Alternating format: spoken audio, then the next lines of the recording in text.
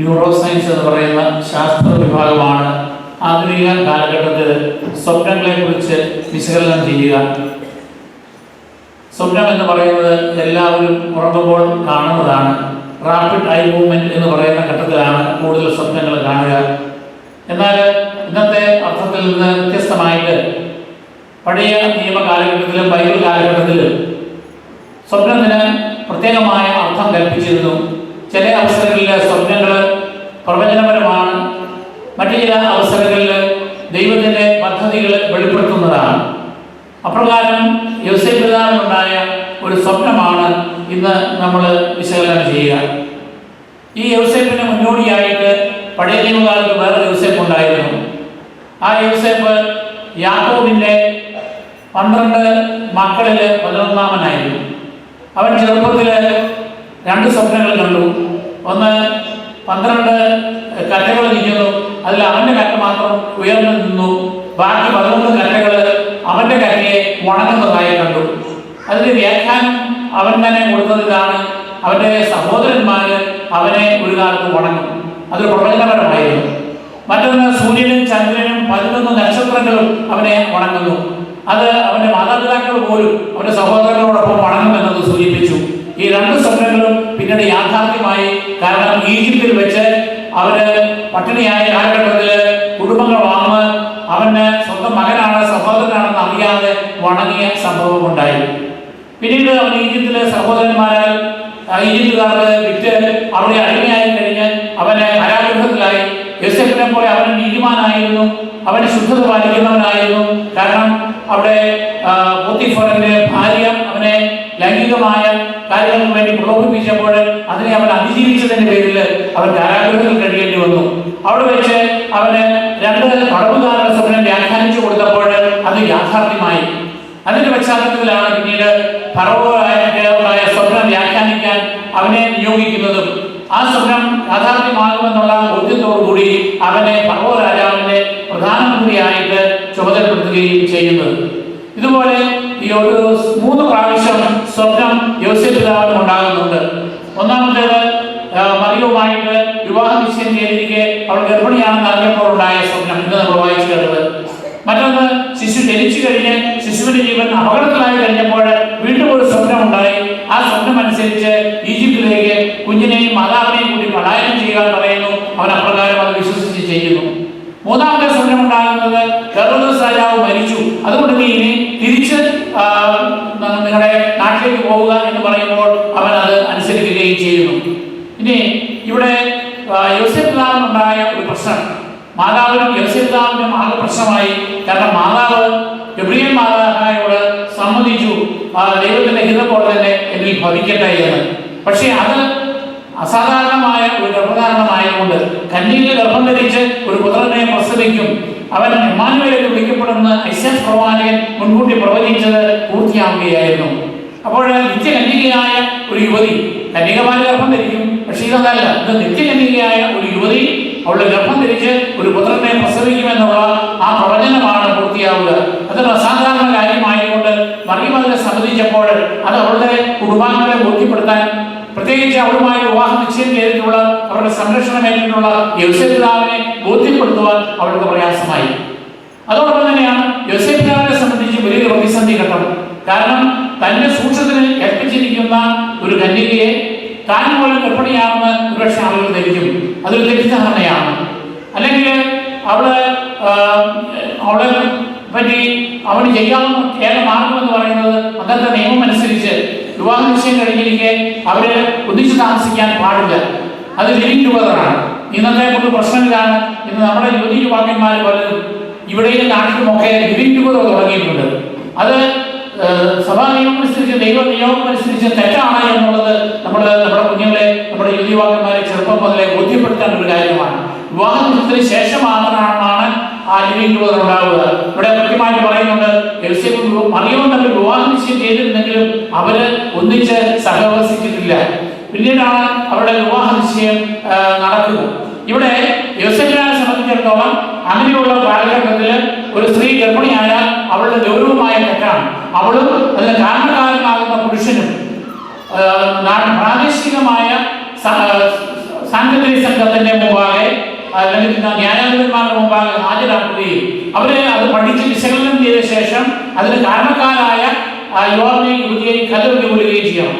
കാരണം അങ്ങനെ തിന്മ സമൂഹത്തിൽ നിന്നും മാറാൻ വേണ്ടിയാണ്. അപ്പൊ അത് ഗൗരവമായൊരു പാപമാണ്. പക്ഷെ യോസേഫിനെ സംബന്ധിച്ചിടത്തോളം ഇവിടെ ഗർഭം ധരിച്ചിരിക്കുന്നത് ഏത് പുരുഷനിൽ നിന്നാണെന്ന് കാണിക്കാൻ ഒരു പുരുഷനില്ല. അപ്പൊ അതുകൊണ്ട് ന്യായാധിപ സംഘത്തിന് മുമ്പാകെ ഇവിടെ ഹാജരാക്കി കഴിഞ്ഞാൽ അവിടെയും വിശകലനം ചെയ്യുമ്പോൾ അവന്റെ ഭാഗം തെളിയിക്കാൻ ഒരു മാർഗമില്ല.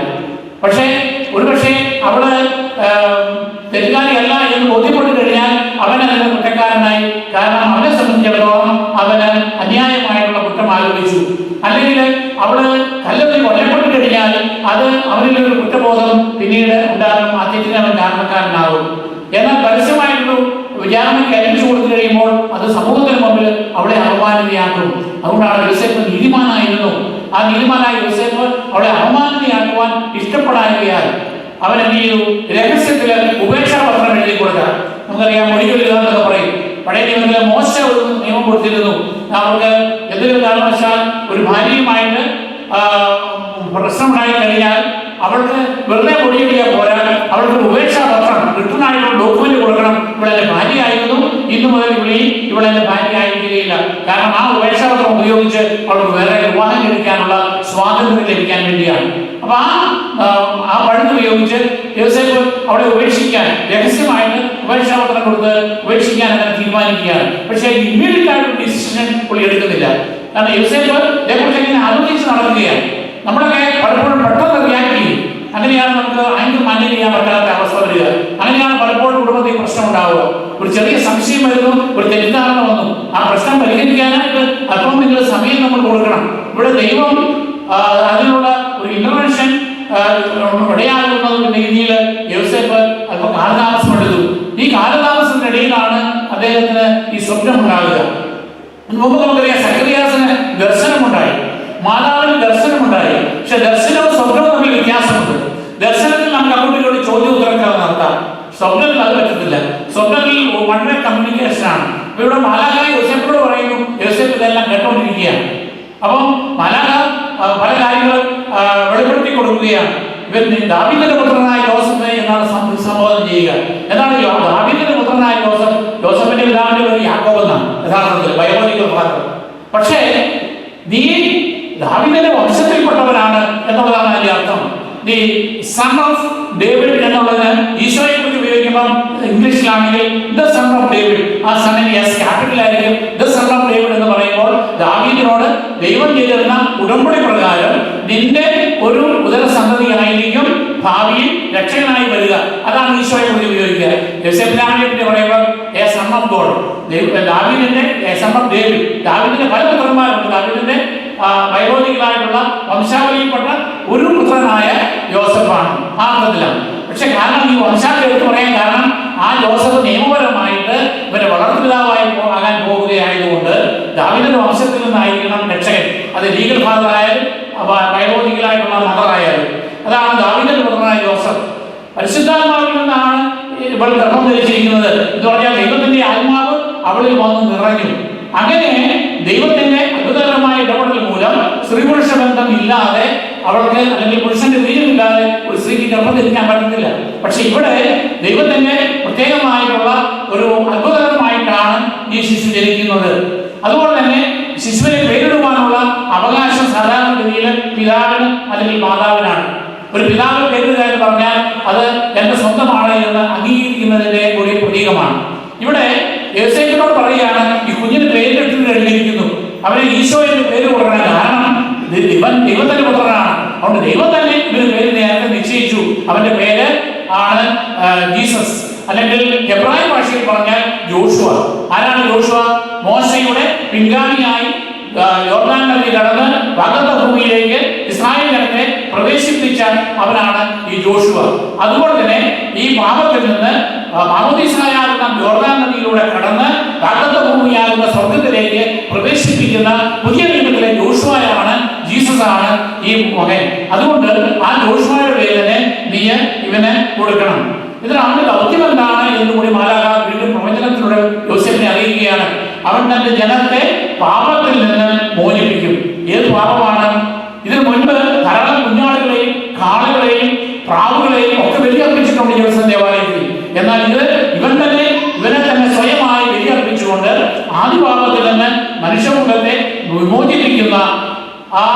വ്യക്തിയാണ്, ആ ബലിവസ്തുവും വലിയ അർപ്പകനുമാണ് ഈശോ മിശിഹ എന്ന് വ്യക്തമാക്കുകയാണ്. അതുകൊണ്ട് മത്തായി സുവിശേഷകൻ അത് യഹൂദന്മാർക്ക് വേണ്ടിയും യഹൂദ ക്രിസ്ത്യാനികൾക്ക് വേണ്ടി എഴുതുകയാണ്. പഴയ നിയമത്തിലെ പ്രവചനത്തിൽ പൂർത്തിയായിരിക്കുന്ന പ്രകാരം ഇതെല്ലാം സംഭവിക്കുന്നത്. അതുകൊണ്ട് ഇവൻ ദൈവം നമ്മോടുകൂടെ എന്ന അർത്ഥമുള്ള എമ്മാനുവേൽ എന്ന് വിളിക്കപ്പെടും. അതായത് എമ്മാനുവേൽ എന്നുള്ളത് ഒരു സ്ഥാനീയ പേരാണ്. ദൈവം നമ്മോടുകൂടെ, ഇസ്രായേൽ ജനത്തോടു കൂടെ അവര് വാഗ്ദത്ത ഭൂമിയിലേക്ക് ഈജിപ്തിൽ നിന്ന് മരുഭൂമിയിലൂടെ 40 വർഷം യാത്ര ചെയ്യുമ്പോഴും വാഗ്ദത്ത ഭൂമിയിൽ എത്തിക്കഴിഞ്ഞ് സമാഗമ കൂടാരത്തിലും പിന്നീട് സോളമൻ പണിത യെരൂശലേം ദേവാലയത്തിന്റെ അതിവിശുദ്ധ സ്ഥലത്തും പ്രത്യേകമായിട്ടുള്ള ശക്തിനാ ക്ലൗഡ് തിരുസാന്നിധ്യത്തിന്റെ മേഘം വന്ന് മൂടിയിരുന്നു. ആ തിരുസാന്നിധ്യം ദൈവം നമ്മോടുകൂടെ, ദൈവത്തിന്റെ ഇടയിലാണ്, ജനങ്ങളുടെ കൂടാരത്തിന്റെ മധ്യത്തിൽ ദൈവത്തിന്റെ കൂടാരമുണ്ടായി. ആ ദൈവത്തിന്റെ കൂടാരത്തില് ദൈവത്തിന്റെ സാന്നിധ്യം, പരിശുദ്ധാത്മാവിന്റെ ആവാസം അല്ലെങ്കിൽ ശക്തിനാ ക്ലൗഡ് എന്ന് പറയുന്ന തിരുസാന്നിധ്യത്തിന്റെ മേഘം വന്ന് മൂടിയിരുന്നു. ആ തിരുസാന്നിധ്യത്തിന്റെ ക്ലൗഡ് പിന്നീട് യെരമ്യാ പ്രവാചകന്റെ കാലത്ത് ബാബിലോണിയക്കാർ വന്ന് യെരൂശലേം ദേവാലയം നശിപ്പിക്കുന്നതിന് മുൻപ് വാഗ്ദത്ത പേടകം എടുത്തു മാറ്റി. അപ്പോൾ അവിടെ നിന്ന് ആ തിരുസാന്നിധ്യത്തിന്റെ മേഘം പോയി. പിന്നീട് എസ്രായേലിലെ നെഹെമ്യാവിന്റെ കാലഘട്ടത്തിൽ വീണ്ടും യെരൂശലേം ദേവാലയം പണിതു. പിന്നീട് മഹാനായ ഹെറോദോസ് രാജാവ് അതിൽ സോളമൻ രാജാവിന്റെ കാലത്തെ പോലെ തന്നെ വളരെ പ്രതാപത്തോടുകൂടി ദേവാലയം പണിതു. പക്ഷെ ആ മേഘം പിന്നെ വന്നില്ല. എന്നാൽ ഇവിടെ മറിയത്തിന്റെ അതിലേക്ക് വന്നപ്പോൾ ആ മേഘം വരികയും പുത്രനായ ദൈവം തമ്പുരാൻ ജനിക്കുകയും ചെയ്യുന്നു. ആ ദൈവം നമ്മോട് കൂടെ വസിക്കുകയാണ് ഈശോ ഈ നമ്മുടെ കൂട്ടത്തിൽ വരുന്നത് വഴിയായി. ആ സാന്നിധ്യം നമുക്ക് എപ്പോഴും കണ്ടിന്യൂ ചെയ്യുകയാണ്. കാരണം പരിശുദ്ധ കുർബാന അർപ്പിക്കുന്നതിലൂടെ പരിശുദ്ധാത്മാവിനെയും നമ്മൾ മാമോദീസ സ്വീകരിക്കുന്നു. ഈ ദേവാലയം ദൈവം നമ്മോട് കൂടെ വസിക്കുന്ന ഭവനമാണ് നമ്മുടെ ദൈവത്തിന്റെ ആലയം. ഈ ദേവാലയം അവിടെയാണ് നമ്മൾ പഴയ നിയമ കാലഘട്ടത്തിൽ മന്ന സൂക്ഷിക്കുന്നത് പോലെ വിശുദ്ധ കുർബാന നമ്മൾ സൂക്ഷിക്കുന്നു. ഈ വിശുദ്ധ കുർബാന നമ്മൾ അനുഭവിക്കുന്നു. ശിശുവോട് ചേർന്ന് നമ്മൾ ബലിയർപ്പിക്കുന്നു. ആ തിരുസാന്നിധ്യം ഇപ്പോഴും തുടരുകയാണ്. ദൈവം നമ്മോട് കൂടെ വരുന്നതിന്റെ പ്രതീകമാണ് ഈ മറിയം ഗർഭം ധരിച്ചിരിക്കുന്ന ശിശു എന്ന് പറയുകയും യോസേഫിലാവ് അതനുസരിച്ച് ഈ മറിയത്തെ ഒരു സംശയവും കൂടാതെ തന്നെ സ്വീകരിക്കുകയും അതിനുവേണ്ടി വരുന്ന എല്ലാ ത്യാഗങ്ങളും ഏറ്റെടുക്കുകയും ചെയ്യുന്നു. അതുകൊണ്ട് യോസേഫിലാവിന്റെ അനുഭവത്തിൽ നിന്ന് നമ്മൾ പഠിക്കേണ്ട ഒരു കാര്യം, ഒന്ന്, അദ്ദേഹം നീതിമാനായിരുന്നു. ആരെയും അപമാനിതയാക്കുവാൻ ഇഷ്ടപ്പെട്ടില്ല. ഇന്നത്തെ ആളുകളുടെ എല്ലാ സന്തോഷം എന്താണെന്നറിയാവോ? മറ്റുള്ളവരെ അപമാനിക്കുക. അത് സോഷ്യൽ മീഡിയയിലൂടെയോ ഗോസിപ്പിലൂടെയോ കണ്ടുപിടിക്കുന്നിടത്തും ഒക്കെ മറ്റുള്ളവരുടെ കുറ്റം പറയുക. അവനവന്റെ കുറ്റങ്ങൾ കണ്ടുപിടിക്കാൻ തിരുത്താനുമല്ല, മറ്റുള്ളവരെ എങ്ങനെയൊക്കെ അവഹേളിക്കാനും താറടിക്കാനും സാധിക്കുമോ? പ്രത്യേകിച്ച് ഇപ്പോൾ യൂട്യൂബുകളും വാട്സപ്പും ഇങ്ങനെയുള്ള സോഷ്യൽ മീഡിയയൊക്കെ വന്നതിന് ശേഷം ഇന്ന് ജനങ്ങളെല്ലാം ചെയ്യുന്നത് മറ്റുള്ളവരെ താറടിക്കുകയാണ്. അപ്പൊ അതുപോലെ തന്നെ ജീവിത പങ്കാളിയെ അല്ലെങ്കിൽ മക്കളെ, മറ്റ് സുഹൃത്തുക്കളെ, സഹപ്രവർത്തകരെ ഒക്കെ നമുക്ക് തെറ്റിദ്ധരിക്കാനുള്ള സാഹചര്യങ്ങൾ ഉണ്ടാകാം. ഒരുപക്ഷെ നമ്മളായിരിക്കാം തെറ്റിയിരിക്കുന്നത്, അവരായിരിക്കാം ശരി. യോസേഫിനാണ് തെറ്റിദ്ധാരണ വന്നു, മാതാവായിരിക്കും ശരി. അത് സ്വപ്നത്തിലൂടെ മാലാഖ പ്രത്യക്ഷപ്പെട്ട് പറഞ്ഞപ്പോഴാണ് യോസേഫിന് ബോധ്യമായത് എന്ന് പറഞ്ഞതുപോലെ ഇമ്മീഡിയറ്റ് ആയിട്ട് നമ്മൾ റിയാക്ട് ചെയ്ത് കഴിഞ്ഞാൽ നമ്മളായിരിക്കും തെറ്റ് ചെയ്യുക. യോസേഫ് വന്ന് മറിയത്തെ ഉപേക്ഷിച്ചിരുന്നെങ്കിൽ എന്തായിരുന്നു സ്ഥിതി? യോസേഫ് ഇന്ന് ആദരിക്കപ്പെടുകയില്ല. അപ്പൊ അതുകൊണ്ട് നമ്മളെ സംബന്ധിച്ചിടത്തോളം ക്ഷമയോടുകൂടി മറ്റുള്ളവരെ വിധിക്കാതെ, കർത്താവ് തന്നെ പറയുന്നത്, നിങ്ങൾ വിധിക്കരുത്, വിധിച്ചാൽ നിങ്ങളും അതുപോലെ തന്നെ വിധിക്കപ്പെടും. മറ്റുള്ളവരെ ശിക്ഷിക്കുവാൻ നമുക്ക് അവകാശമില്ല. മറ്റുള്ളവരെ അപമാനിതരാക്കുവാൻ നമ്മൾ ശ്രമിക്കരുത്. മറിച്ച് ദൈവത്തിന്റെ ഹിതം എന്താണ് എന്നുള്ളത് തിരിച്ചറിയുവാനായിട്ട് നമുക്ക് പരിശ്രമിക്കാം.